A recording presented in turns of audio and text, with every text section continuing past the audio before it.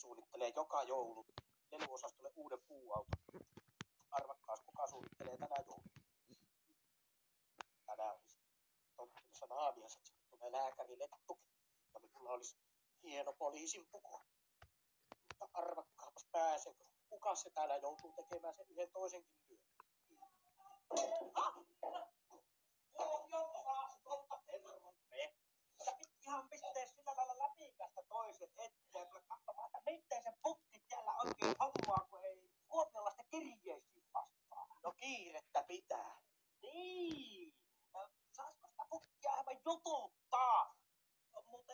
On muuten kommea karhu. Ilmeikäs. Ei. Kyllä. Niin minä vastaan, että voisitko kai sanoa, että täällä on yksi tietäinen Kuopion osastolta. Ja josta hetkinen. Vai muka karhu?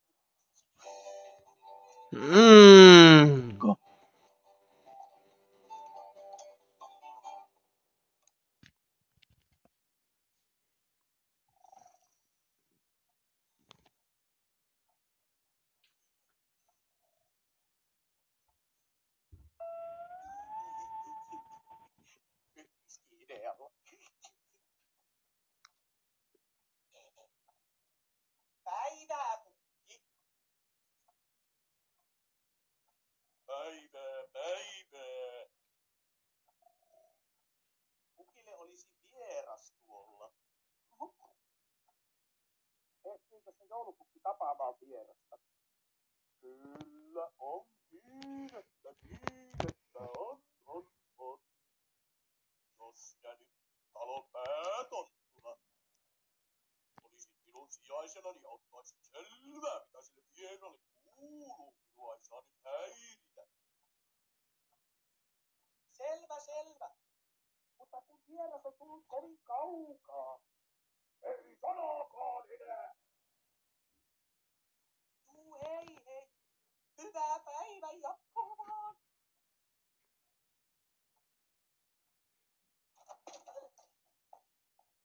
Se on nyt sillä tavalla, että joulupukki ei voi ottaa vastaan. Voi tokkiisa, kun kai minua sitten vaan tässä outeltava. Minulla on se raporttikin vielä antamatta. Kyllä minä voin. Jännäthän sanoo, että persoonakohtaisesti toimitettava nämä raportit joulupukille. Niin että kai minua on vasta tässä outeltava. Ei, toki jos sitä pienelle tulee sitten joku toinen päivä paremmalla ajalla. Jos minä saan kysyä, että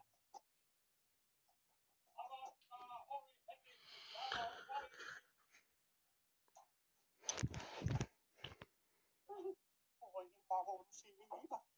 Joulupukki on ottanut minun naamiasasun. Ja minkähän takia minut tänne kutsuttiin? No kun tämä Kuopion menninkäinen ei usko, että joulupukilla ei ole nyt aikaa jutella. Kyllä, niin. Sillä lailla, että asiaton oleskelu täällä on ehdottomasti kielletty.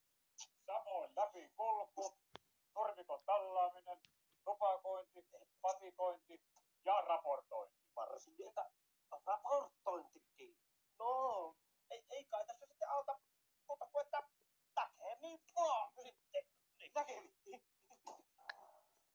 Niin, jos minä voisin kysyä, että viikon päästä tulisin takaisin sillä lailla.